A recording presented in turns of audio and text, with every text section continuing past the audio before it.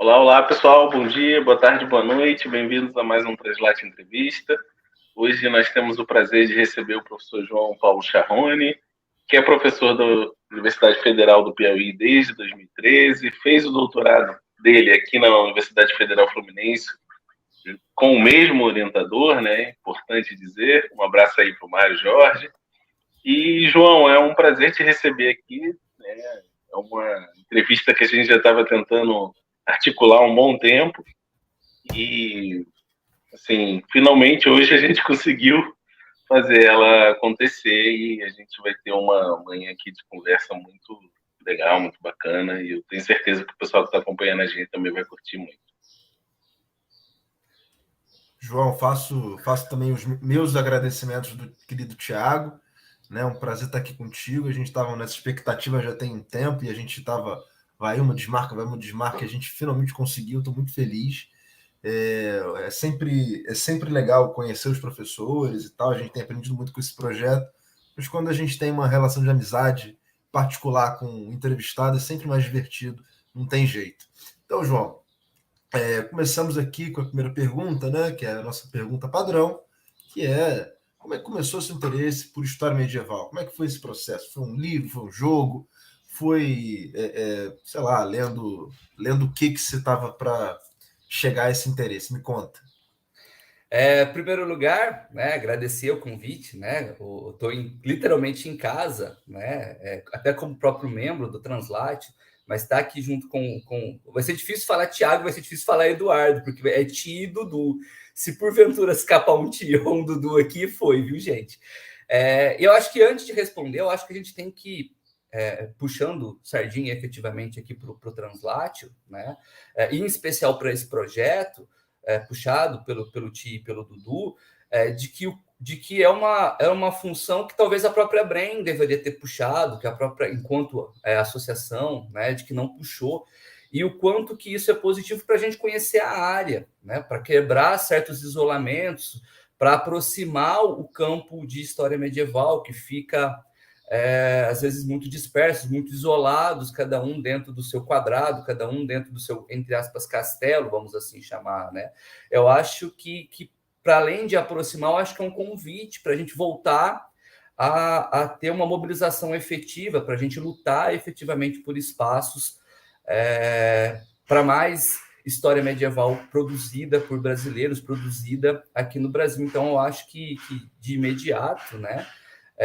Eu fico muito honrado em estar dentro do Translate e saber que o Translate está puxando uma série de projetos, entre eles o Translate Entrevista, né? Está dando aí visibilidade, está colocando, né? E para além de colocar os próprios profissionais, vamos assim chamar, né? Em diálogo, em exposição, acho que certamente isso também joga sementes, né? Para que graduandos dos mais diversos cantos aqui do Brasil ouçam, entendam, aprendam e, de repente, até entrem efetivamente na área, né, pesquisando, produzindo a partir desse material que vocês disponibilizam, né? Eu conheci o Tio e o Dudu na hora que eu estava no mestrado, né? Eles no mestrado, eu no doutorado, né? Lá na UF, e aí eu mando um beijo para nossa querida Renata também, que era professora na época, né? Então, eu conheço esses meninos aqui já tem, sei lá, uns mais de 10 anos, acho que foi 2011, 2012, mais ou menos, na hora que a gente estava lá, onde eu efetivamente conheci pessoalmente, né? Muito bacana isso, uma relação aí que já tem 10 anos, assim como tem mais ou menos uns 10 anos que eu estou aqui na UFP, né? Mas indo para a pergunta, como me deu meu interesse por história medieval. Eu acho que antes disso eu teria que responder, não tentando ser muito longo, no porquê que eu gostei de história. E não foi efetivamente um gosto por história na educação básica. Aliás, era uma das disciplinas que eu menos gostava, porque eu sempre fui meio que prático, né? E, claro, eu sou filho de escola pública, né? Sou filho da classe trabalhadora, né? Minha mãe para deixar muito claro que eu não tenho nenhuma vergonha disso, né? Minha mãe era uma pessoa que fazia serviço de limpeza num órgão público, né? O meu pai, ele se aposentou como operário de fábrica, mas antes disso ele era um cara que que apanhava café. Então, a minha mãe tem até o 4º ano do primário, meu pai tem até o 2º. Então, eu venho de uma família efetivamente de trabalhadores. E aí, estudando na escola pública, né, eu era uma das melhores notas, de maneira geral. E aí, na minha cabeça, eu achei que eu era bom de matemática. Né? Eu sempre ia muito bem em matemática, física, química, e até porque eu não precisava, teoricamente, estudar muito. Você pegou a manha ali dos exercícios, você ia fazendo, né? E aí eu fui para o primeiro vestibular. O primeiro vestibular foi de engenharia civil. E ali, quando eu me deparei com o vestibular, eu descobri que eu não sabia nada de matemática e eu sabia relativamente um pouco de ciências humanas. E aí, nesse período, eu entrei num cursinho, e aí, nesse cursinho, eu efetivamente abandonei a área de matemática e comecei a me apaixonar pela disciplina de história, né? Mas antes de entrar no cursinho, eu pensei muito em fazer filosofia, fui muito influenciado pelo Mundo de Sofia, né, aquele romance de literatura, fiquei muito ali entre filosofia e história, mas no final das contas eu acabei optando por história, prestei vestibular em algumas universidades, acabei entrando na Unesp, né, então, da graduação e depois no mestrado, eu fiz na Unesp Assis, inclusive, né, recentemente a gente soltou a entrevista do professor Rui, um beijo também para o professor Rui, foi a pessoa que efetivamente me iniciou em história medieval. Mas chegando na Unesp, né, ainda com uma cabeça de estudante de graduação, de estudante de educação básica, eu cheguei meio que apaixonado por Revolução Francesa. E aí, evidentemente, eu fico pensando hoje os pesos que essa perspectiva de uma história eurocentrada, ela não nos pega, não nos engata ali, né? Não são, de certa forma, iscas que a gente acaba abraçando sem perceber, né? E aí eu cheguei com muita vontade de estudar a Revolução Francesa, né? E aí, logo de cara, pouco depois eu fui desistindo da ideia, entre outras coisas, porque efetivamente eu cheguei sem saber francês, não tinha ninguém na Unesp especialista em Revolução Francesa, e aí eu comecei a assistir às aulas do Rui.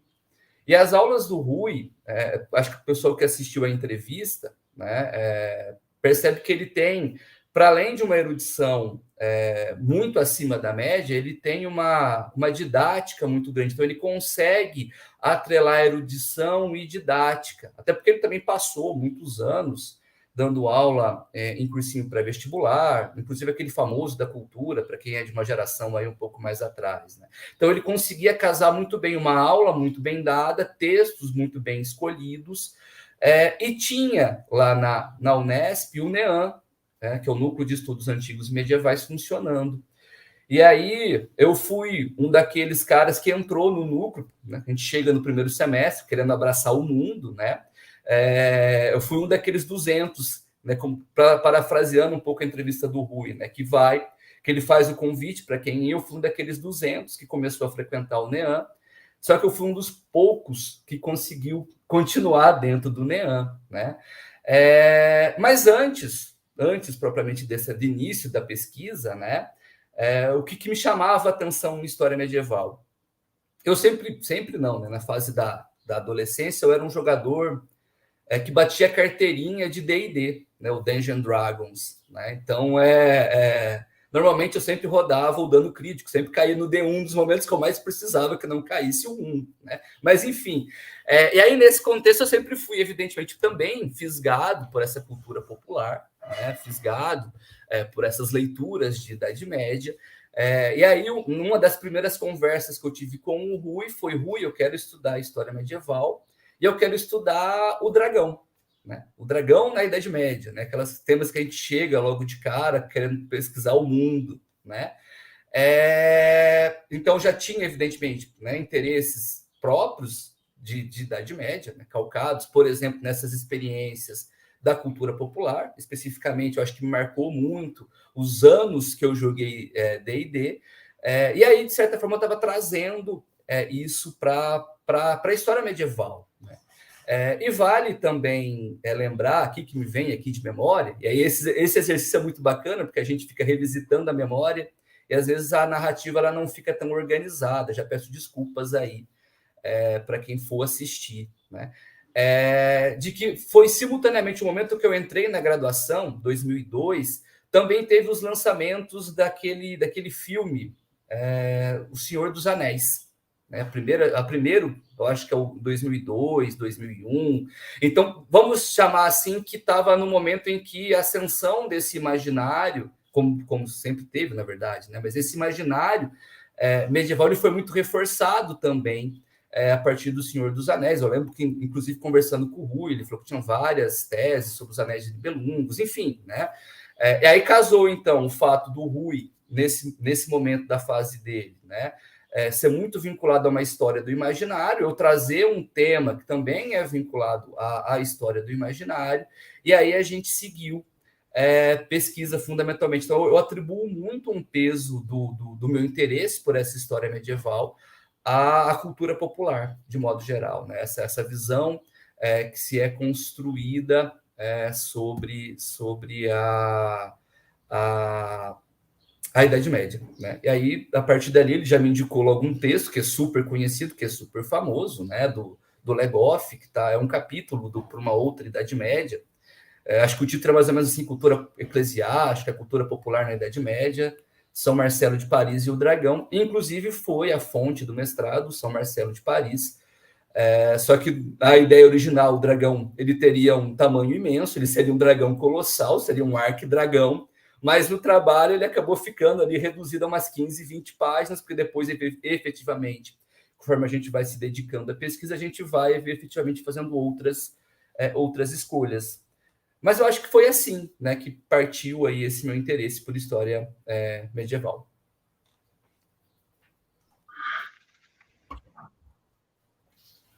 Beleza, João. João, e assim, muito interessante, né? Porque vários professores que chegaram aqui no Translate Entrevista comentaram com a gente, né, a importância desses elementos da cultura de massa, cultura pop, da indústria cultural de forma geral, como os filmes. Os filmes foram muito citados aqui, né? Agora que a gente chega, depois de quase 50 entrevistas, a gente consegue mais ou menos de cabeça ver o quanto isso foi importante, mas também o quanto muitos chegaram na universidade, só na universidade tiveram esse contato mais efetivo com a história medieval, e aí meio que foi um gatilho para esses outros elementos. Engraçado, eu não sabia que tu jogava D&D. Isso aqui tem informação, ó. Isso aqui é informação. Pois é. Mas eu inclusive, acho... esse final de semana aí... Pode falar, Ti. Não, Perdão. fala. Mas eu acho que em grande medida, eu acho que é culpa do próprio currículo, né? Que coloca Idade Média, exclusivamente uma Idade Média que não é universal, mas que é vendida como universal, que na verdade é só um micro recorte geográfico, que não é nem a própria Europa em si, em anos no 6º ano e no primeiro do ensino básico, né? A gente ainda está um pouco imaturo. Eu acho que talvez por isso a gente não faça uma referência propriamente à cultura escolar, né? ao espaço formal, como algo que tenha te jogado ali o interesse propriamente para a Idade Média. Né? A gente é fisgado para a Idade Média por outros canais. E talvez isso seja um dos problemas que a gente precisa combater hoje, né? Pensando fundamentalmente nos usos políticos que têm sido feitos por essa, entre aspas, indústria de massa que tem aí trabalhado e ganhado cada dia mais espaço. Mas, enfim. Não, é verdade, não, você tem razão.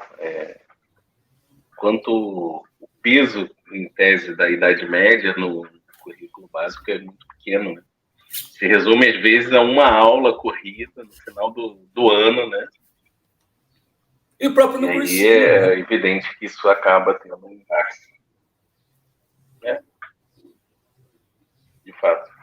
São temas Mas aí, que quase João, não deixa caem. eu te falar. A gente...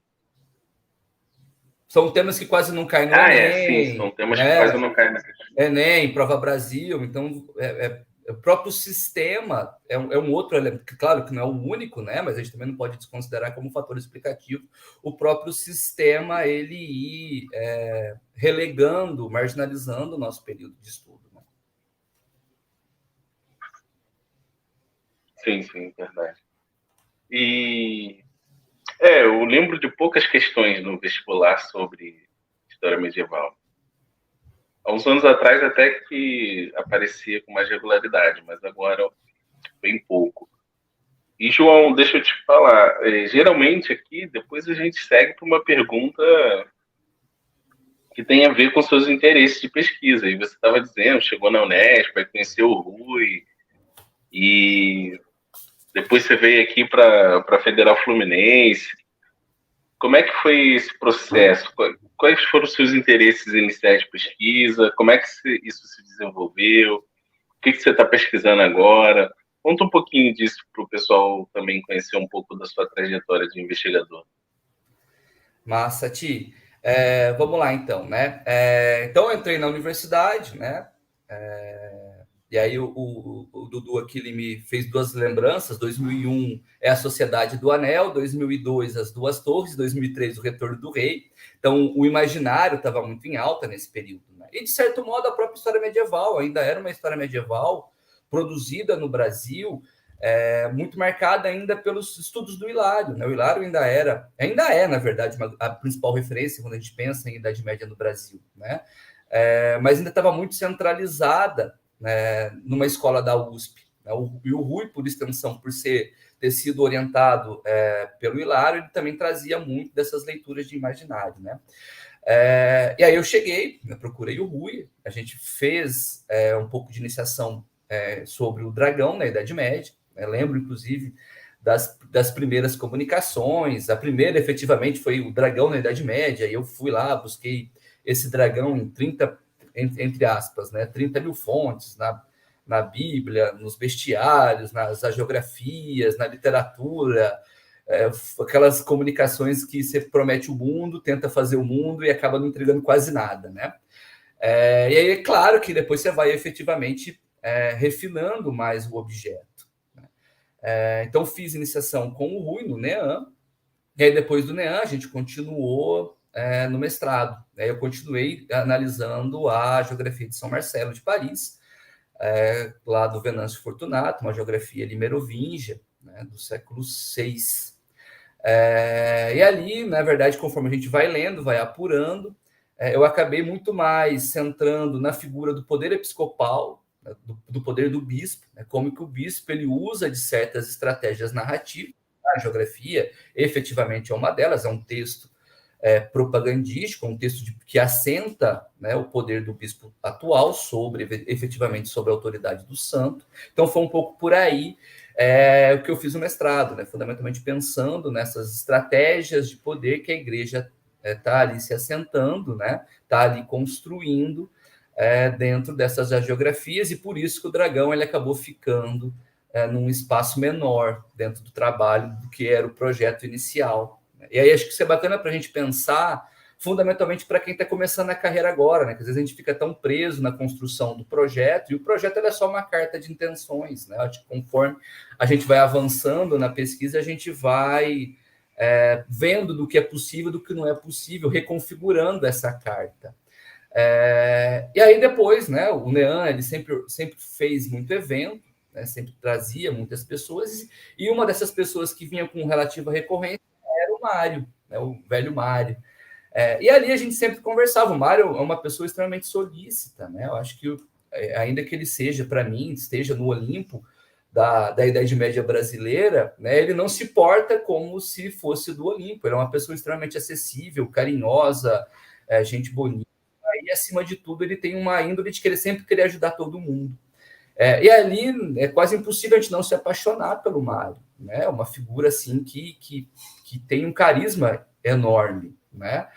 Isso me faz lembrar muito no nosso último evento, a homenagem que a gente fez para o Mário, e eu acho que foi, não lembro exatamente quem foi, mas alguém falou: Mário, se você fosse um assiriologista, a gente seria assiriologista. Acho que foi o Trajano. O Matheus Trajano. E é bem por aí, né? Acho que figuras como o Mário e como o Rui, para além do imenso cabedal intelectual que eles possuem, eles têm um carisma muito forte, né? Então, muito provavelmente, eu também seria um egiptologista ou qualquer um cara da história contemporânea, provavelmente Mário, provavelmente Rui, assim o fossem, né? Porque eles têm um poder de atração muito grande, né? E aí, conversando com o Mário, né? Eu queria me desafiar também em outro programa, em outro estado, numa outra pegada, numa outra linha, né? E aí eu perguntei para o Mário se ele me aceitava. A gente, a partir dali, começou a trocar figurinhas, e-mails, manda projeto, devolve projeto, né? E eu já tinha originalmente pensado em estudar o Gregório Magno, era uma figura que sempre me chamava a atenção, né? Que é contemporânea ao Venâncio Fortunato, né? O autor ali que escreve a geografia, e indiretamente era uma das figuras que chamam a atenção, né? Então eu fui estudar essa figura episcopal, né, o bispo de Roma, para tentar entender ali como que começam-se ali a se pensar num projeto de papado mais universal, né, pensando que o Gregório I, né, ele é um dos caras que vai trocar aí cartas com quase todos os reinos germânicos e é o que vai efetivamente empreender uma viagem de cristianização para o reino de Kent, né? Modernamente a gente chamaria hoje de Inglaterra, ou parte da Inglaterra, né?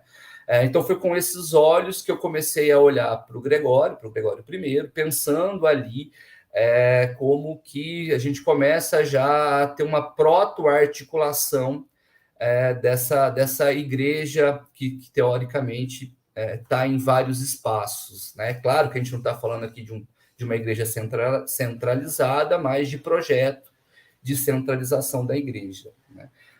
E aí o Mário topou, né? E aí pouco depois veio a perspectiva do Gramsci, de pensar ali o Gramsci, de pensar como o projeto intelectual do Gregório I dentro desses reinos germânicos, né? Defendi o doutorado em 2017, já dentro da universidade. Eu entrei na universidade em 2013, no momento que eu estava ali no meio do mestrado, no meio do doutorado, no começo do doutorado, na verdade, eu prestei o concurso, eu passei, né? Terminei o doutorado em 2017 e, a partir dali, como eu estava num curso que não era propriamente história, é um curso que chama Licenciatura em Educação do Campo, que é um curso que vem um pouco numa vibe dessas formações de área, né? Licenciatura em Educação do Campo, com ênfase em ciências humanas e sociais. Então, me afastei do ponto de vista, pelo menos do ponto de vista da docência, um pouco da Idade Média, entre 2013 a 2021, mais ou menos, que foi o período que eu fiquei no interior, nessa cidade pequena chamada Bom Jesus, e lá eu dava disciplinas fundamentalmente de Brasil, né, ou teóricas ou do Brasil, como, por exemplo, formação do Brasil contemporâneo, formação econômica do Brasil, e introdução de estudos históricos e história agrária. Eram ali as disciplinas que circulavam na minha mão, mas quase sempre orientadas para a história do Brasil. Mas, por outro lado, foi onde eu me encontrei do ponto de vista teórico, né, porque é um curso que vem de luta de movimentos sociais, né, dos movimentos sociais fundamentalmente vinculados à questão agrária no Brasil, entre eles a MST, entre eles a CPT, o MAB, entre tantas outras aqui, para não ficar muito restrito, né? E lá, nessas experiências todas, o curso ele tem uma proposta da gente não ficar centrado dentro da universidade. Tem um movimento chamado Tempo Universidade, que é quando os alunos vêm, e Tempo Comunidade, que é quando os professores vão efetivamente para as comunidades. E nessas comunidades de assentamento, de invasão, eu passei efetivamente a ter um conhecimento prático com o marxismo. Então, no meu caso, o marxismo ele vem primeiro na prática, para depois vir para a teoria. E foi aonde, efetivamente, eu conheci o Gramsci, já estava no doutorado com o Mário, então casou ali o Mário, que é uma das referências, não só em Idade Média, mas também em história do marxismo no Brasil. Foi um casamento que acabou dando certo, né? Nesse momento, acho que eu tirei um D20, brincando aqui com o D&D, né? E aí foi aí, então, e pouco depois, né, em 2021, mais ou menos, eu me transferi para a capital, e foi aqui que eu voltei a ter experiência docente novamente com Idade Média. Inclusive, eu sempre troco figurinha ali com o Ti, sobre cursos, o que deu certo, o que não deu. Tinha um grande parceiro nesse sentido também. E aí foi aí que eu voltei a dar aula de Idade Média. E hoje, efetivamente, eu tenho pesquisado muito, fundamentalmente pensando no próprio programa de pós que a gente tem aqui no Brasil, essas leituras possíveis e fundamentalmente os usos políticos que têm se feito a partir do nosso período. Então, foi mais ou menos por aí que eu transitei do ponto de vista da trajetória, dos interesses de pesquisa. E eu acho que eu respondi a pergunta, penso eu, né? Maravilha. Não, assim, só mais uma coisinha, assim, antes da gente passar para a próxima. E hoje, você está trabalhando com o quê? Aí você segue nessa pegada? Você... Hoje, Dudu, eu estou dentro do programa de pós-graduação em História do Brasil, aqui na UFP, e eu estou fazendo um pós-doc aqui mesmo na UFP para pensar o Brasil Paralelo. Então, eu estou com como o Brasil Paralelo ele faz aqueles recortes específicos, aquela construção de Idade Média, né? Inclusive, eu já assisti uma palestra, tem um cara que fez uma palestra numa mesa redonda recente, lá da UFMT. Procurem aí na internet que eu acho que vocês vão encontrar. Seu fofo. Obrigado, meu querido. Obrigado aí. Espero que a meia dúzia de bobagem que esse suposto professor da UFMT disse não tenha sido excessivamente lastimável aos seus ouvidos. Bom, você já começou a falar um pouco, João, mas a gente queria que você organizasse um pouquinho melhor, desse uma sistematizada nesse processo da tua docência, né? De como é que você deu aula, você começou já em cursinho lá em São Paulo ainda, tua primeira experiência como docente já foi na UFP, aí no campus do interior, na licenciatura em Educação do Campo. Como é que foi esse processo para você? Né? E como é que foi essa chegada agora no curso de História mesmo, na pós-graduação? Como é que você prepara as tuas aulas? Quais são as seleções que você faz? Como é que funciona para você isso? Bom, e aí eu estou pensando também na educação básica, né, Dudu? Volta literalmente uma história desde o começo, né? Eu comecei a dar aula sou formado como eu já disse, né? Sou graduado em História pela Unesp, em Assis, né? Literalmente a prima pobre das 3 universidades, né? Quase o fim do recurso é onde cai lá na Unesp, né? E aí, formado numa cidade relativamente pequena, acho que Assis deve ter, chutando alto, 100 mil habitantes, né? Que joga todo ano, sei lá, 50, 40 professores de história. Então, dá para imaginar que para uma cidade de 100 mil, num curso que tem mais de 30 anos, 40 anos, está sempre jogando, no sentido positivo aqui, né? Está sempre formando, entregando para a sociedade 40 professores de história. Dar aula de história na região é muito difícil, é muito problemático, né? Mas eu emendei, né, a graduação com o mestrado, diferente do doutorado, que eu tirei aí uma pausa. Nesse processo, né, em que você termina a graduação e começa o mestrado, a gente nunca tem bolsa, né? Você fica meio que ali na fila, na expectativa, torcendo para algum santo ali ajudar o camarada que está na nossa frente a defender logo, né? Eu fiquei acho que uns 6 meses, 7 meses sem bolsa. Nesse processo eu consegui aula numa escola pública, numa cidadezinha relativamente perto, chamada Maracaí, de filosofia. Na sexta-feira à noite, na filosofia, uma parte das aulas ainda era EJA, então era um negócio assim, tipo, punk para ir, punk para voltar. Eu tinha que terminar a aula 10 minutos antes do horário, porque senão eu perdi o último ônibus. Era um negócio assim meio maluco, né? Pelo menos foi assim que eu passei esses 6 meses. Então eu comecei a dar aula não propriamente de história. Minha primeira experiência docente foi como professor de filosofia. Entrei no mestrado, né? Terminei o mestrado com bolsa. Dali eu saí de Assis, mudei para São Paulo. E em São Paulo eu comecei a dar aula numa universidade particular chamada Universidade de Santa Izildinha, uma faculdade acho que nem existe mais hoje, já fechou, na periferia de São Paulo, e isso à noite, né, no curso de História. Lá, inclusive, foi a minha primeira experiência propriamente com docência em História Medieval, mas não só, né, quando você está na universidade privada, né, Ti e Dudu sabem muito bem disso, você pega a aula do que te dão, né? Cheguei a já dar aula de antropologia, cheguei a dar aula de geografia histórica, enfim. E paralelo a isso, eu também comecei a dar aula em escolas particulares, né? No Ângulo, no Pueridomus, e foi assim até eu passar no concurso em 2013, né? E aí, depois dali, dando aula na Educação Básica de História e nessa universidade particular, né? Entrei no doutorado. Pouco depois, eu prestei esse concurso para a UFP. E aí eu fui para Bom Jesus e lá eu fiquei entre 2013 a mais ou menos 2021, dando essas disciplinas que eu já mencionei, né? História agrária, formação econômica do Brasil, introdução aos estudos históricos, meio que fora da área propriamente da qual a gente é doutor, né? Em 2021, eu consegui a transferência para Teresina, né? Entrei efetivamente no curso de História, e hoje eu sou aí entre aspas, dono da cadeira de Antiga e de Medieval. Elas são minhas hoje, né? Sou eu que administro as duas frentes, o que teoricamente é bom, mas por outro lado também é ruim, né? O ideal seria, efetivamente, se a gente tivesse alguém de Antiga aqui, porque não tem como comparar alguém que efetivamente é da área de Antiga, né? Do que aquele que está ali, ainda que tenha uma proximidade temporal, né? A gente não está efetivamente acostumado a lidar com as mesmas questões, né?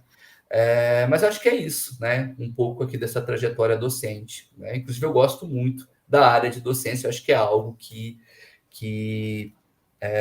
talvez é o principal produto, é onde efetivamente me deixa mais feliz dentro da universidade, a hora que a gente está ali no tete-a-tete com os alunos.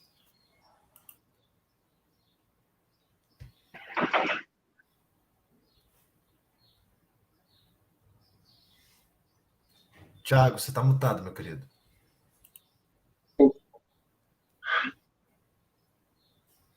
Aqui tinha desmutado, mas beleza. João, então, saindo agora um pouquinho dessa parte docente, e entrando um pouco mais específico em algumas questões, alguns dilemas do campo, né, de história, de estudos medievais, né, no Brasil, uma questão que a gente coloca sempre para os nossos convidados é essa história medieval que é produzida aqui no Brasil. Ela possui alguma especificidade em relação a outros centros de produção? Por exemplo, a Europa, os Estados Unidos, agora a própria Austrália se apresenta como um centro também bastante pulsante. E aí fica essa questão para a gente. Será que o que a gente está produzindo aqui tem alguma coisa muito específica ou é muito parecido com o que está sendo produzido lá? Como é que você está enxergando essa questão? Eu acho que essa é uma pergunta muito bacana, né? Da gente parar para pensar o próprio campo, né? Eu fico pensando muito, né? Quando eu fico pensando nessa questão da especificidade, do quanto a gente tem, de forma geral, né? Tem até um texto do Mário que diz isso, né? Do tanto que a gente tem, nós, fundamentalmente historiadores das sociedades pré-capitalistas, né? O tanto que o nosso exercício para justificar a área, para recomendar, para mostrar, entre aspas, valor da área, ela é infinitamente maior do que outras áreas, né? E aí a gente passou por um período bem dramático, pensou nesses últimos 4 anos, ou até mais, se a gente for puxar pela memória, né? Em que não só propriamente a história medieval, mas como a própria história, e não só a história, a própria ciência, né, teve sobre-ataque, né? Vide terraplanistas, vide, sei lá, antivacinas, vide esse monte de movimento negacionista que a gente tem tido, né? Mas, de modo geral, né, os ataques são muito fortes no campo da história, e dentro do campo da história, essas sociedades pré-capitalistas, parece que elas são ali o foco desses ataques que a gente tem sofrido, né? Mas eu acho que, por outro lado, isso também tem que ter algum lado de positivo nessa história toda, nessa moeda, né? Porque ela nos faz pensar o tempo inteiro sobre o nosso ofício, sobre as nossas práticas, sobre o nosso próprio campo, né? Então, eu acho que se teve alguma coisa de positivo nesses últimos anos, foi exatamente a gente pensar o nosso campo. E aí eu acho que a gente pode dar múltiplas respostas, inclusive dentro da própria medievalística brasileira, né? Eu acho que a própria medievalística brasileira ela tem se reconfigurado, ela tem se apresentado diferente do que talvez foi a historiografia, talvez não, certamente do que foi, por exemplo, a historiografia dos anos 2000, do que foi a historiografia dos anos 80, e assim sucessivamente. Até porque a gente tem que pensar, né, que história ela é uma ciência viva, né, e está efetivamente o tempo inteiro em disputa. Né? Então, acho que é natural que a gente o tempo inteiro olhe para a nossa disciplina e repense, a partir dos nossos presentes, a nossa disciplina. Né? Eu acho que se fosse para trazer uma característica que ela, de certo modo, é inerente ao campo de história medieval, né, que perpassa aí todas as gerações e todos os presentes possíveis, eu acho que seria a preocupação teórica que a gente tem. Né? Eu acho que quando a gente lê um medievalista brasileiro, a gente percebe que a teoria tem um peso muito grande, né? Uma preocupação muito grande em explicar os conceitos, né? Diferentemente, por exemplo, de quando a gente lê um medievalista europeu, né? Eu acho que eles passam deixam um pouco dessa brecha, vamos assim chamar. Né? Não que o trabalho seja melhor ou que seja pior, porque eu acho que história é sempre história, efetivamente falando. Né? Mas eu acho que se tem uma especificidade da história medieval produzida no Brasil, ela passa muito por essa preocupação teórica. Né? É claro, né, que a gente precisa repensar muito o que é essa teoria também. Fundamentalmente porque a gente, de certo modo, né, e eu acho que esse é um debate relativamente recente, mas tirando esse recorte temporal mais recente, esse presente mais recente, de certo modo, a nossa preocupação teórica, que diferencia um pouco da medievalística não brasileira, por exemplo, uma medievalística europeia, é que muitas vezes a gente ficou preocupado em atender aos interesses dessa intelectualidade europeia e não propriamente aos interesses de uma história medieval produzida no Brasil. Né? Em grande medida, eu estou querendo dizer aqui, né, que em grande medida a história medieval, talvez a história medieval não mais recente, né, a história medieval de 2010 para trás, chutando aqui uma data qualquer, uma baliza só para a gente ficar mais ou menos balizado, ela sempre teve uma preocupação muito grande em dialogar com intelectuais europeus, em conversar com intelectuais europeus. Eu acho que é muito recente, inclusive, esse movimento, e a gente pode citar, por exemplo, a Aline Silveira, que faz um debate, por exemplo, sobre história global, o menino de Pernambuco, o Bruno Shoa, que também tem pensado sobre raça, para trazer só 2 exemplos aqui, né? Não que sejam os únicos, né? De que tem produzido uma história medieval um pouco diferente dessa história medieval um pouco mais tradicionalizada, um pouco mais eurocentrada. Né? Então, eu acho que, de certa forma, a história medieval produzida no Brasil, e ainda é majoritariamente produzida, ela ainda é eurocentrada. Né? Inclusive, tem um trabalho tão eurocentrada, não só na forma de se escrever essa história, nos intelectuais que a gente está usando para referenciar essa história medieval, como propriamente nos temas. Né? Tem um trabalho de 2 meninos por aí que eles olham, por exemplo, para a questão do campesinato, né? O quanto não se tem uma história de campesinato na Idade Média. Quando a gente olha para a Idade Média, a gente só olha para a Idade Média dos heróis, dos reis, da mulher atípica, vamos assim chamar, né? E isso efetivamente tem uma tradição historiográfica que não sei se é necessariamente a historiografia brasileira ou se é a gente tentando casar com os temas que vieram provavelmente da Europa para cá. Né? Então eu fico pensando muito nessa especificidade da história medieval no Brasil e o quanto que a gente efetivamente precisa romper com essa historiografia fundamentalmente ainda centrada. Né? Então, eu acho que a nossa tarefa ela está sendo escrita, efetivamente falando. Né? A tarefa de pensar a perspectiva da história, não só da história medieval, mas né, porque a história como um todo está dentro dessa caixa, ainda controlada por uma perspectiva eurocentrada, mas, de certo modo, a gente pensar em teorias que são alternativas a partir das nossas experiências enquanto brasileiros, né? Ou se a gente quiser parafrasear um pouco a historiografia indiana, né, especialmente o Spivak, né, de pensar teorias alternativas enquanto subalterno. Né? E a gente é um intelectual subalterno, a gente não pode negar isso. Né? Então, eu acho que um dos caminhos que a gente pode e tende muito a ganhar, pensando nesse rompimento com essa história eurocentrada, são as reivindicações dessas teorias, né? Epistemologia do Sul, né? Ou outro movimento epistemológico mais ou menos parecido com isso, né? Como, por exemplo, o estudo subalterno, ao qual o Tio e o Dudu fazem muito bem. Né?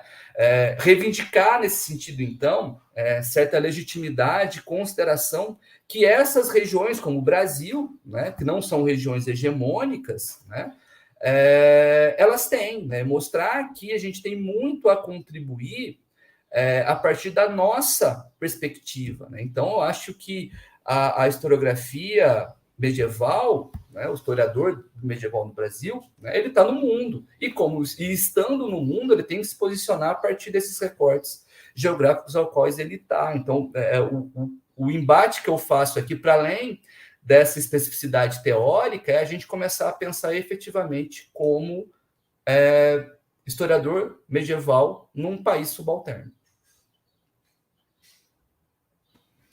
Obrigado, João, mais uma vez. Queria dizer que você está fazendo muito jabá para a gente. Estou ficando assim, corado, ruborizado com tamanho carinho. Porque são os textos que eu trabalho em aula. Vocês estão sempre ó, sendo citados lá.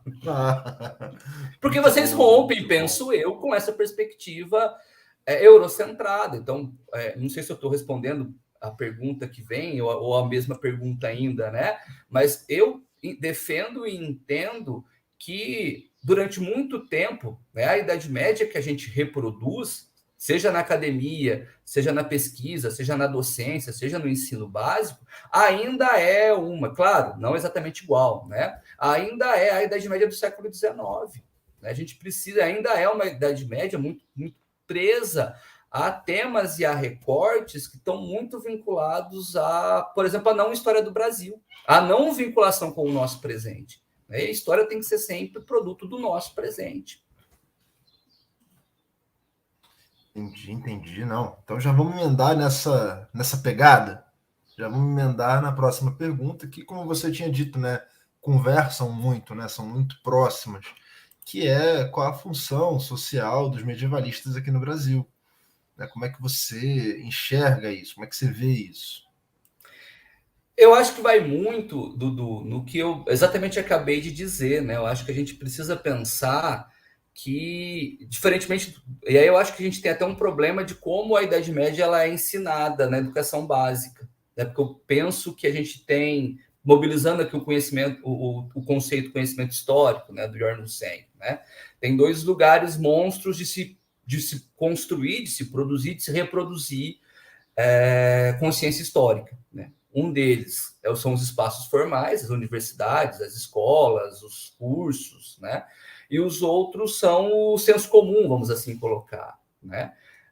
E aí é bacana, né? Porque eu sempre faço uma pergunta chave antes de entregar cronograma, que eu faço no primeiro momento ali da aula de medieval, né? O que é o seu nome, efetivamente, né? E o que você entende por história medieval? O que você acha que você vai estudar aqui em história medieval, né? E é incrível como essa visão de que Idade Média é a história da Europa exclusivamente, que nem é a Europa, né? Depois a gente até discute isso com eles, que no fundo nem é a Europa. No máximo ali França, chamando modernamente, né? França, Inglaterra, um pouco ali da Itália, e a Península Ibérica ela acaba entrando ali esporadicamente, porque passa o Mouro ali, porque a gente tem teoricamente um passado ibérico, mas grosseiramente é França e Inglaterra. Né? E aí a gente, de certa forma, a gente pensando ainda nesse ensino, né? De certa forma, a gente ainda tem uma prevalência dessa narrativa de Idade Média como história da Europa, de uma história de Europa que é branca, de uma história de Europa que é patriarcal, de uma história de Europa que é cristã, e de que nada que não se encaixe nesse estereótipo é a Idade Média. Né? Então, acho que uma das funções basilares, básicas, que a gente ainda tem por fazer, tanto na academia como na educação básica, é efetivamente mostrar que a Idade Média ela é plural. Não existe só essa Idade Média branca, só essa Idade Média patriarcal, só essa Idade Média cristã, que existem outras Idades Médias e que elas estão aí. Basta a gente efetivamente querer olhar para elas, né? Então, eu acho que é preciso, de certo modo, né, pensando na função social, né, do historiador de Idade Média, é preciso, então, criar certas iniciativas, né? E aí, efetivamente, eu também faço uma crítica a nós, professores universitários, né? Muitas vezes a gente fica muito preso dentro dos nossos castelos, dentro dos nossos gabinetes e não temos disposição. Claro que tem uma questão de demanda, de tempo, a gente está sendo cada vez mais envolvidos numa série de outros trabalhos, né? Mas eu acho que enquanto nós, historiadores, em especial a gente aqui da Idade Média, que é o público que a gente está falando, né?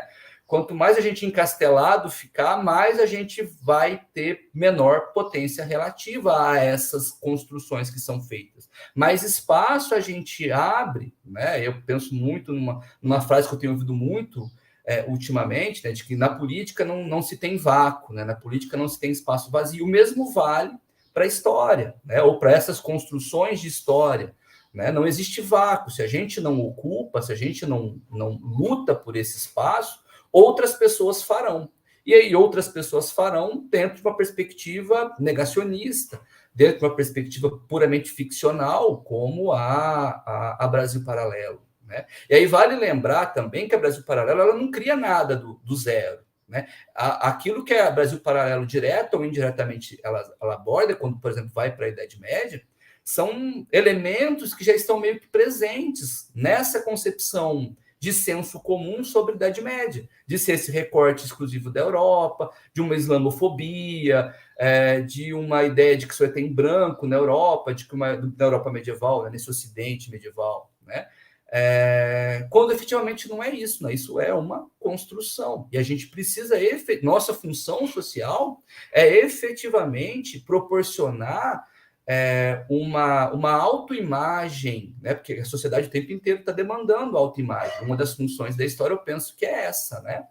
Devolver, enquanto produto, uma autoimagem, um conhecimento a partir, efetivamente, dessas relações presente, passado, presente e futuro, né? Porque toda a história, para além de olhar o passado, ela está entendendo o presente, mas com um projeto de futuro. Né? Qual que é o projeto de futuro que nós, profissionais da Idade Média, estamos entregando? Será que a gente está efetivamente entregando algum projeto social? Será que a gente está efetivamente lutando por essa narrativa de história medieval? Será que só... E aí são perguntas que eu estou fazendo que eu não sei se eu respondo, né? Será que a gente está efetivamente contribuindo para essa desconstrução dessa Idade Média do século XIX, ou anterior, se a gente quiser recuar, né? São muitas perguntas, né, penso eu, mas o que a gente tem assistido, de certo modo, é um avanço gigantesco, né, de construções imaginárias dessa Idade Média, e, de certo modo, o campo fica ali tentando responder dentro da academia. Será que dentro da academia a gente tem efetivamente função, seja uma função social efetiva, de alto alcance? E aí eu acho que fico pensando muito aqui em perspectivas como a história pública, em perspectivas como a gente, às vezes, sair da universidade, levar esse conhecimento histórico para além da universidade, se atrelar a movimentos sociais antissistêmicos, enfim, e efetivamente para o campo de disputa. Né? Porque eu acho que a gente, hoje, centrado dentro da universidade, a gente tem baixo poder de disputa. Né? A gente vai continuar aí apanhando. E eu não acho que é o caminho chamar esses negacionistas, por exemplo, para um evento para debater com eles. Eles não estão interessados em debater nada. Eu acho que o caminho é efetivamente sair da universidade. Acho que essa é uma das funções sociais que a gente tem que fazer. Entregar projetos de extensão, entregar palestras em qualquer lugar aí que demande a nossa participação. Ou seja, a gente efetivamente disputar esses espaços aonde quer que eles estejam sendo requeridos. Né? Então, eu acho que a gente precisa puxar iniciativas estratégicas, né, que contemplem efetivamente alguns domínios, né, a teoria, a metodologia, o campo historiográfico, o campo temático, né, e da mesma forma pensar nesses estudos medievais ocupando, intervindo espaços públicos, né, perseguindo aqui um outro extremo, penso eu, da produção, que não é só ali a academia. Eu acho que muitas vezes a gente fica muito preso na academia, a gente tem que sair um pouco dessa academia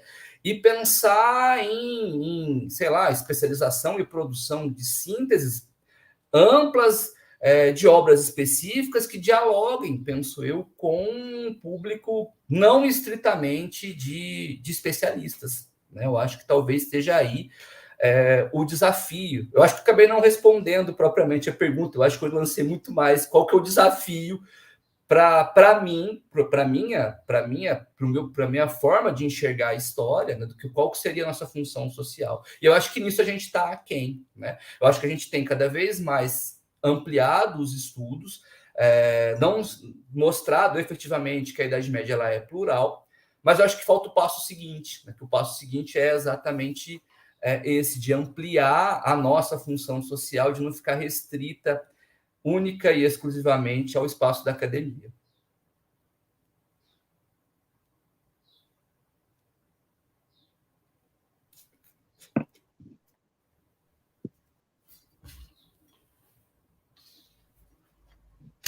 Beleza, João, obrigado. Eu tenho um problema aqui no microfone, pelo celular, para destravar aqui o microfone. João, poxa, obrigado aí pela sua reflexão. E essas questões que você coloca, eu acho que é super pertinente para a gente pensar, acho que os desafios, né, que a gente vai enfrentar aí pelos próximos anos. São questões que estão em aberta e são espaços que precisam ser ocupados, sabe? E eu acho que o campo tem feito um esforço significativo de ocupar algumas, assim, algumas áreas que a gente poderia chamar uma história pública. Né? Então, a gente tem vários projetos de história pública em andamento. Esse aqui é um deles, uma possibilidade. Existem muitas outras.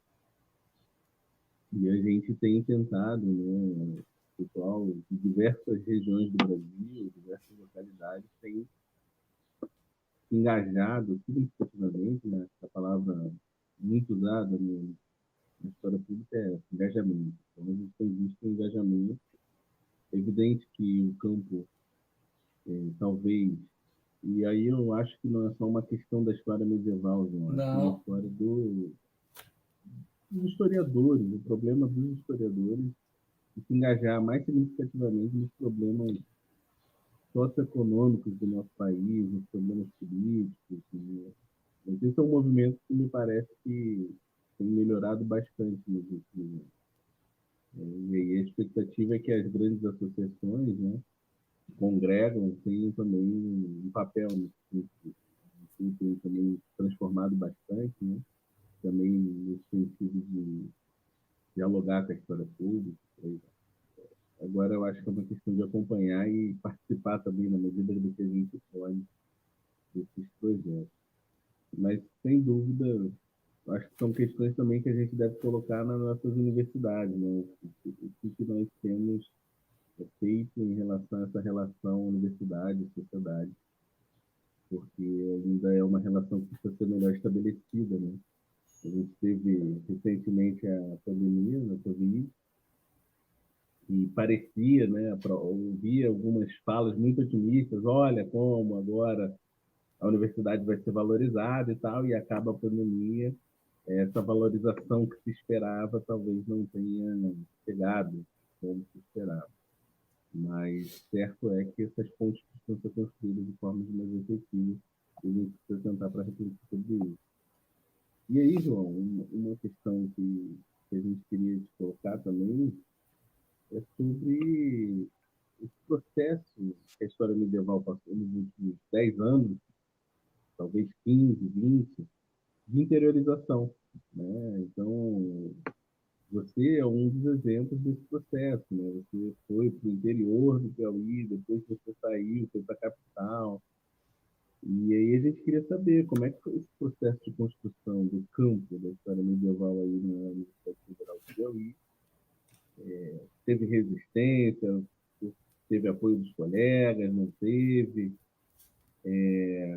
Como é que a disciplina era vista pelos estudantes? Porque tem isso também, né? Às vezes é uma disciplina, aqui eu já ouvi, por exemplo, essa disciplina não faz muito sentido, né, para os estudantes daqui.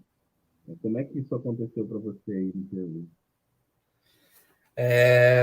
É bacana isso, né? Porque eu tô vendo que o tio Dudu, eles querem que eu seja, que eu apanhe lá dos meus colegas do departamento, né? Mas enfim, vamos lá, né? A gente tem 2 cursos na UFP de História. Um fica em Teresina e o outro fica em Picos, que é uma cidade a uns 300 quilômetros, mais ou menos, da capital, né? Lá em Picos, tem um professor chamado José Petrúcio, ele é um antiquista, e aí, evidentemente, ele dá aula de antiga e de medieval, né? Então, a área propriamente de medieval, né, lá em Picos, ela está um pouco mais consolidada do que a área, teoricamente, de medieval aqui na capital, porque o Petrúcio já faz um brilhante trabalho, inclusive lá, né, inclusive com um núcleo de pesquisa próprio lá, né, acho que ele está uns 7, 8 anos em Picos, né? Ele também está no programa de pós-graduação em História do Brasil, né? Só tem esse programa, já eu entro nessa temática aqui também, que eu acho que ela faz parte aqui da pergunta, né? Inclusive, ele tem uma aluna de doutorado hoje que estuda apropriação da história antiga em livro didático, se eu não estou aqui enganado, né? Ela fez mestrado e doutorado nesses temas de apropriação da antiguidade, né?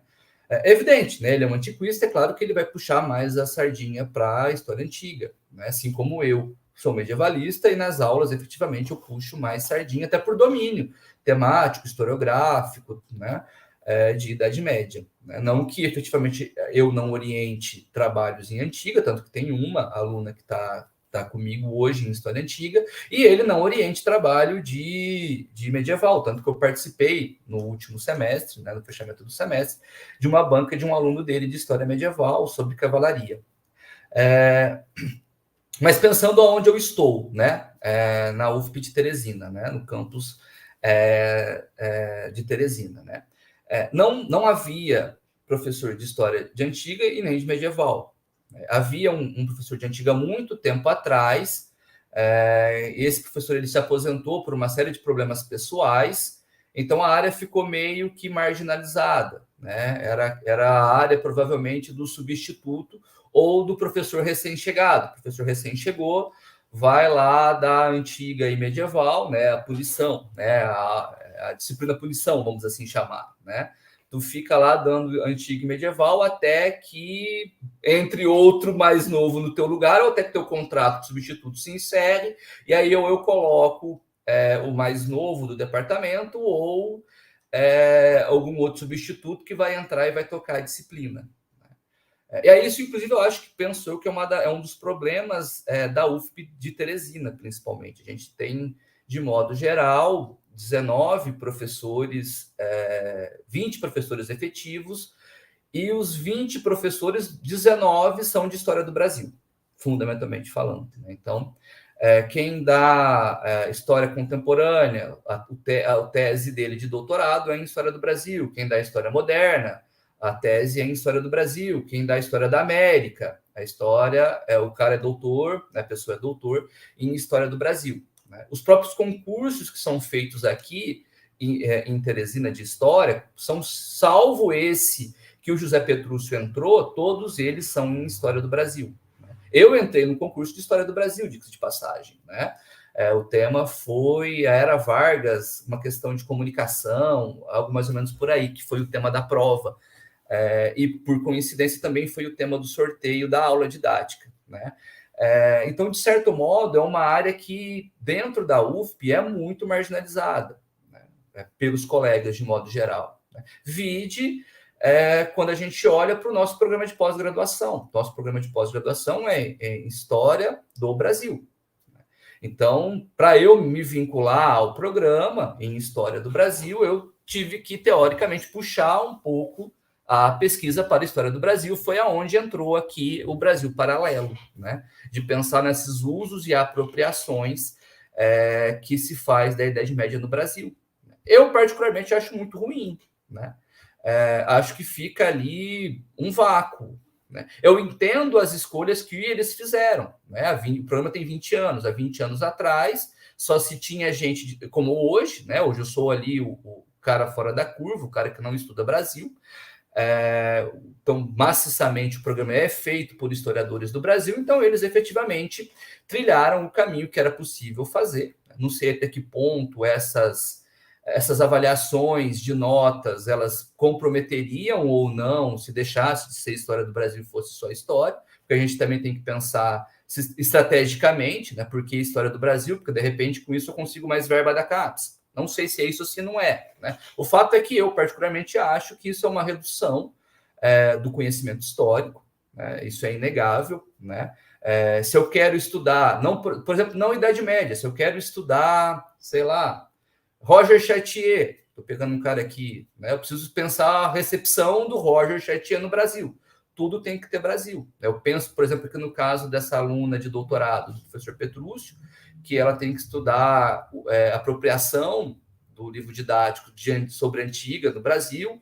Uma outra menina, que eu até fui banca de qualificação, ela estuda o Salvador Allende, numa revista chilena. Ela teve que pensar também numa revista brasileira para ter esse vínculo com o Brasil, né? Então, de modo geral, é uma área que não existia aqui em Teresina, fundamentalmente falando, né? Era uma área ali que servia fundamentalmente para cumprir tabela, né? Tanto que eu tenho uma única disciplina de História Antiga e uma única disciplina de Idade Média. Então, eu tenho que trabalhar ali pegando a Idade Média, 1000 anos, né? Pegando os recortes tradicionais aí, 1000 anos em 60 horas. E é isso, né?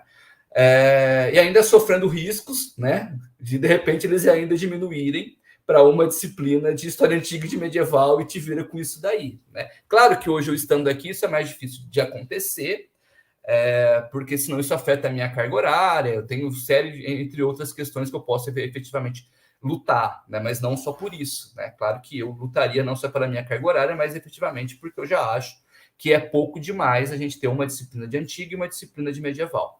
Além de ser um único professor, o que teoricamente eu também penso que é ruim, não tem diálogo de área, e os próprios alunos eles não conseguem efetivamente ter outras concepções, outros recortes históricos, outras leituras sobre o período, né? Então, eu sou quase que o pioneiro em história medieval, aqui no campus de Teresina. Estou efetivamente construindo o campo sob duras penas, né? Inclusive, quando o aluno fala, eu tenho intenção de prestar mestrado ou doutorado, eu já falo logo de cara, olha, se for comigo, vai ter que repensar essas questões de usos ou de apropriações, ou você fazer em outro lugar, né?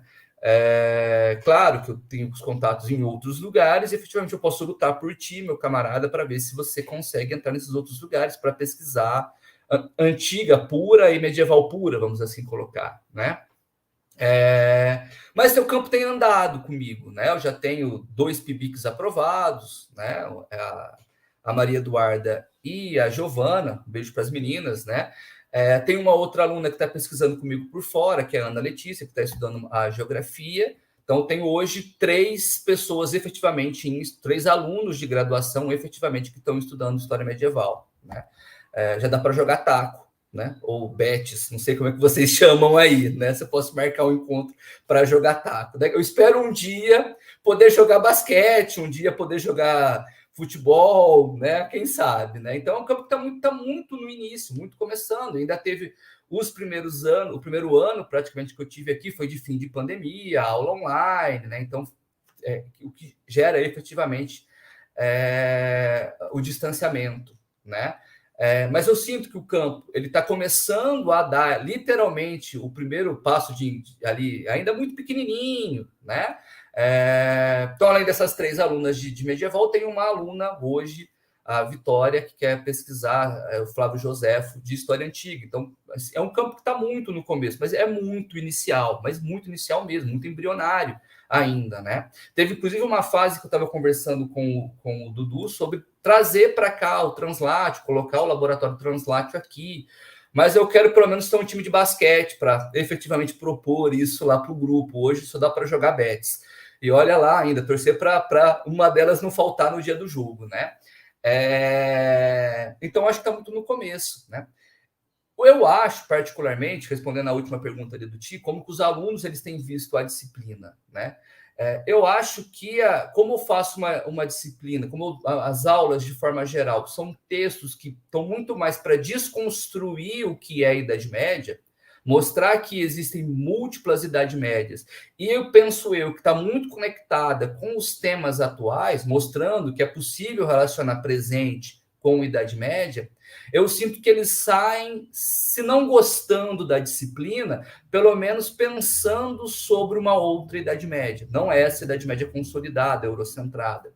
E isso particularmente me satisfaz muito, eu saio relativamente feliz de perceber que eu estou apresentando uma outra perspectiva de Idade Média, né?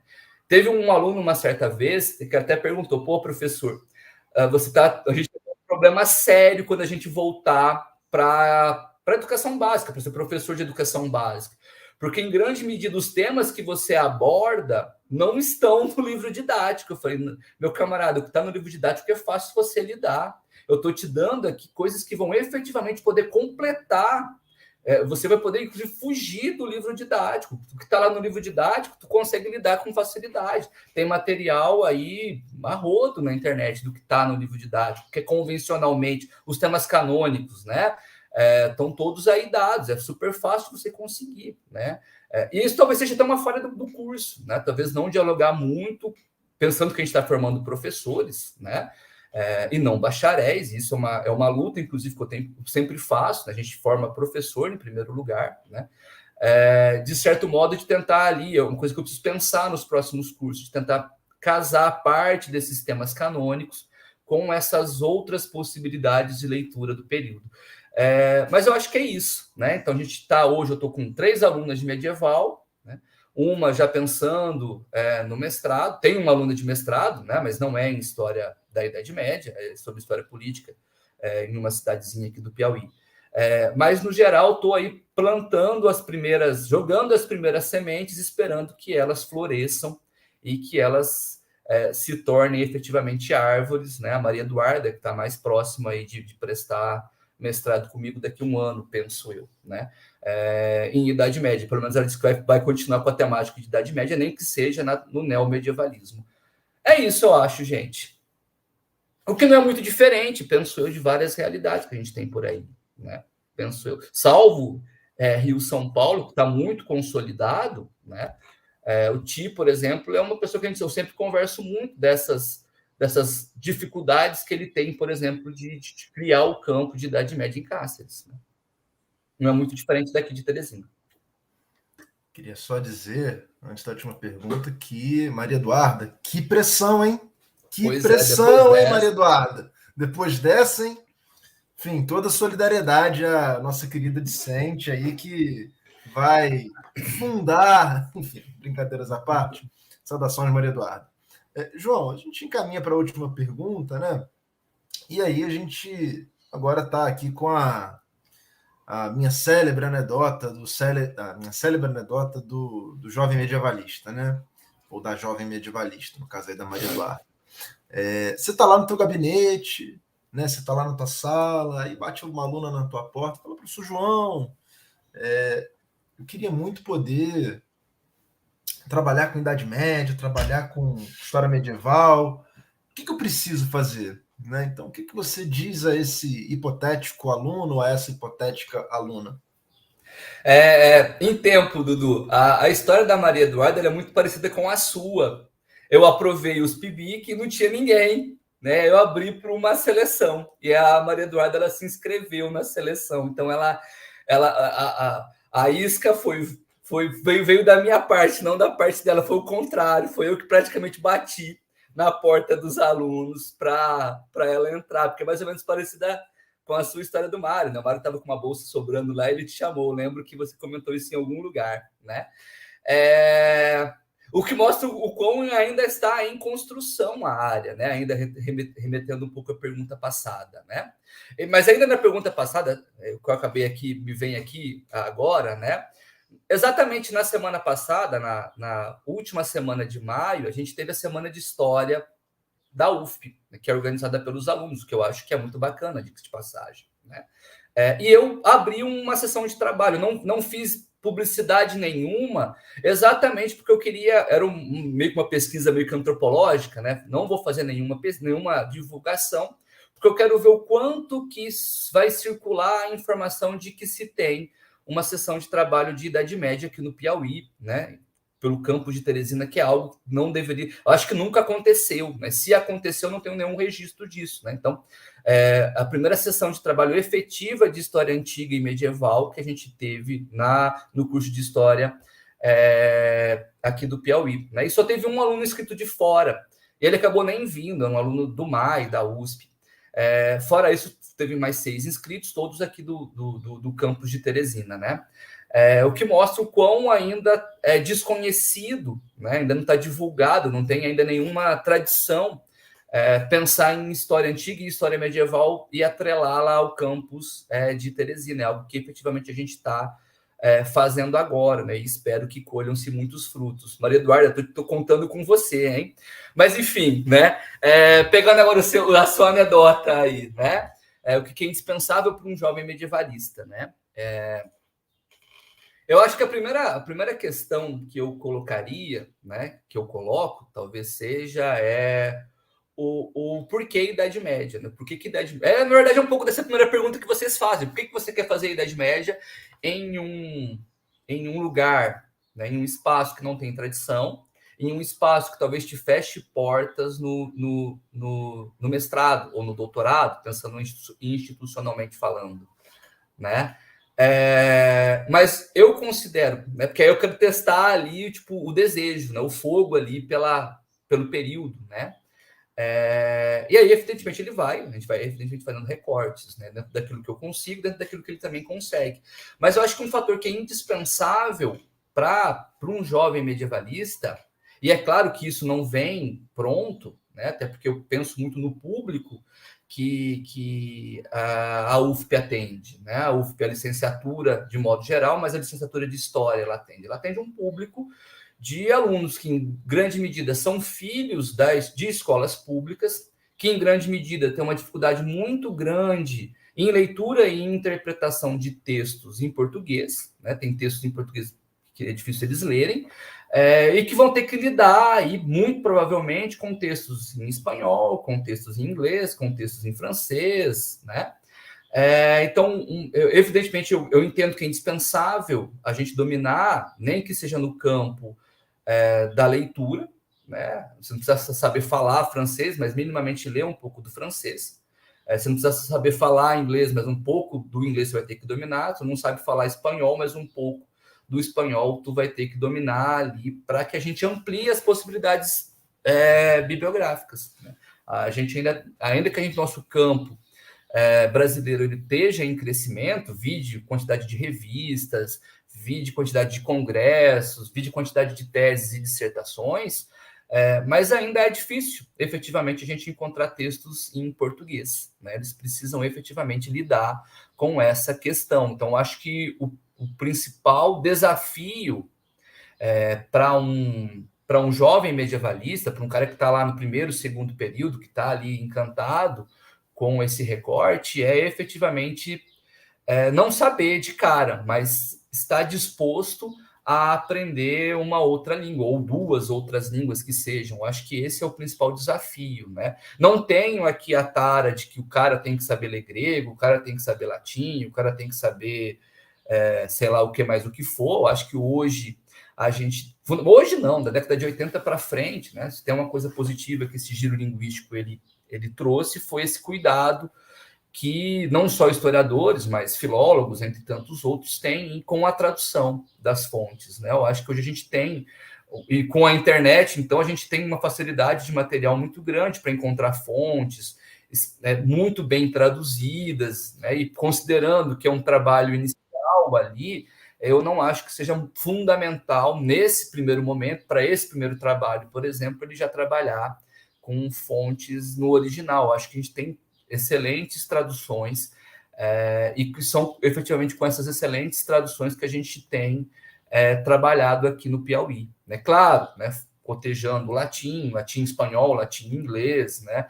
Mas eu acho que a gente pode tirar essa tara, pensou nesse primeiro momento, da fonte ali no original, abraçar que somente a fonte do original, somente a tradução desse aluno que é quase um neófito, né? Ela vai ser melhor do que um cara que estuda língua há 500 anos, né? Mas eu acho que o desafio hoje para quem estuda, eu acho que história geral, para ficar um pouco mais amplo, não só a Idade Média, né? Para quem estuda história geral, tá aberto a conhecer outras línguas, não necessariamente só o português, né?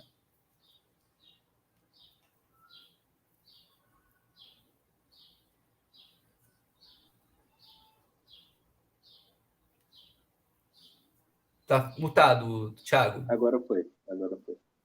Perfeito, João. Beleza. Esse negócio aqui, eu preciso muito que meu computador volte a funcionar decentemente. João, poxa, obrigadaço por participar aqui com a gente, por conversar um pouco sobre a sua experiência profissional, fazer esse esforço, né, de memória também, e buscar, de tentar sintetizar um pouco a sua carreira, a sua trajetória até aqui. E também de se expor, né? Porque acho que é muito disso, né? As pessoas vêm aqui, ficam com um pouco de receio. O que será que eles vão perguntar? Então, muitas vezes nos bastidores, a gente escuta o pessoal falando, pô, obrigado, vocês não fizeram nenhuma pergunta capciosa. E, de fato, não fazemos, justamente porque o objetivo é ouvir um pouco mais sobre a trajetória de vocês, conhecer como que isso aconteceu e como vocês estão pensando no campo. Então, poxa, muito obrigado.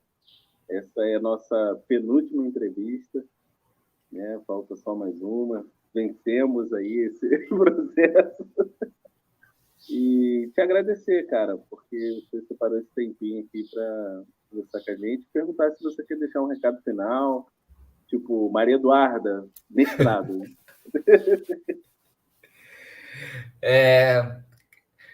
Eu acho que eu acompanho vocês há muito tempo, né? Nesse trabalho hercúleo que vocês estão fazendo. Eu acho que é só parabenizar, né? Eu acho que vocês estão fazendo algo por iniciativa própria, né? Não teve ninguém ali na Translate que colocou uma arma na cabeça de vocês. Você tem que fazer isso, não sei o quê, né? Eu acho que isso acho que só tem a ganhar esse projeto, né? Para além, efetivamente, da perspectiva da história pública. Tem ali, eu acho que várias sementes que a gente está jogando, né? Várias aproximações do campo. Eu acho que isso é muito bacana. E, de certo modo, quando a gente olha para os caras que estão no Olimpo, né? Um Mário, um Hilário, né? A gente vê que eles são humanos, né? Que eles passaram por uma série de perrengues e que não veio assim, tipo, do nada, olha, somos eles, né? Não eu, né? Sou esse monstro aqui, eu nasci esse monstro aqui desde o começo, né? Eu acho que humaniza, inclusive, a área, né? Eu acho que a gente, de certo modo, se uniu muito na primeira versão da BNCC, lá para combater as milhares de cartas que a gente fez, né? Para combater a primeira versão da BNCC, e eu acho que depois a gente meio que se distanciou novamente, né? Claro que a gente passou por trilhões de problemas por aí, né? Como golpe, bolsonarismo e por aí vai, a própria pandemia, né? Mas eu acho que esse movimento ele tende a reaproximar o campo. Eu acho que isso é muito, muito, muito, muito, muito bacana. Então, eu acho que são duas mensagens. A primeira, de parabenizar, né? Eu fui um desses que correu da entrevista. Falei, pô, vocês têm certeza, gente? Tem tanta gente monstruosa aí. Eu efetivamente não tenho nada para contribuir com o campo, né? E continuo achando isso. Acho que se alguém ficou até aqui, provavelmente vai ser a Maria Eduarda, mas tirando a Maria Eduarda, acho que ninguém vai ficar até o final, sofrendo tanto, não ouvindo tanta bobeira da minha parte. Mas então são duas questões, né? A primeira é parabenizar, né, o trabalho de vocês, né? Falta só mais uma. Curiosamente, né, a gente teve o Rui como último lançamento, né, que foi o meu orientador de mestrado, né, fiquei muito honrado em vê-lo, em ouvi-lo, em reouvir parte das histórias, né. E a segunda é a Maria Eduarda, espero você no mestrado. Beijo, gente, valeu, desculpa qualquer coisa que eu falei aqui de errado, desculpa pela pressa, desculpa pelas próprias falhas, né, que a gente tem. Relaxa, João, relaxa. Aqui você está sendo acolhido. Mas vocês têm uma questão que eu acho que deve ser ali dos orientandos diretos do Mário, né? Tem um poder aí de comunicação, um poder de deixar todo mundo à vontade. Tenho certeza que os outros 49, 50 e tantos que passaram antes de mim se sentiram muito confortáveis ao estar aqui. Obrigado, João. Ficamos muito felizes, muito satisfeitos. Você disse que ninguém botou a arma na nossa cabeça no translate. Isso deriva muito da maneira como o laboratório se organiza, né? É quase como uma comuna anarco-sindicalista, com todas as benesses e tragédias desse tipo de organização semi-caótica que a gente tem. Então, assim, obrigado mais uma vez. A gente agradece o público que ficou até aqui também, até esse horário. Dizer que a sua é a penúltima que a gente está gravando, mas não necessariamente vai ser a penúltima que a gente vai lançar, porque essas coisas da edição às vezes bagunçam o rolê, mas estamos terminando o projeto finalmente, vão ser 50 entrevistas ao todo, e aí a gente, com brasileiros, né? Ainda tem mais uma meia dúzia que a gente fez com os hermanos aí, né? Com os nossos colegas latino-americanos. Bom, então é isso, estamos nas fases finais do projeto, o João está ajudando a gente a processar os dados, inclusive, te agradeço publicamente por isso, inclusive, e vamos em frente, forte abraço e até a próxima, pessoal, tchau, tchau. Valeu, gente.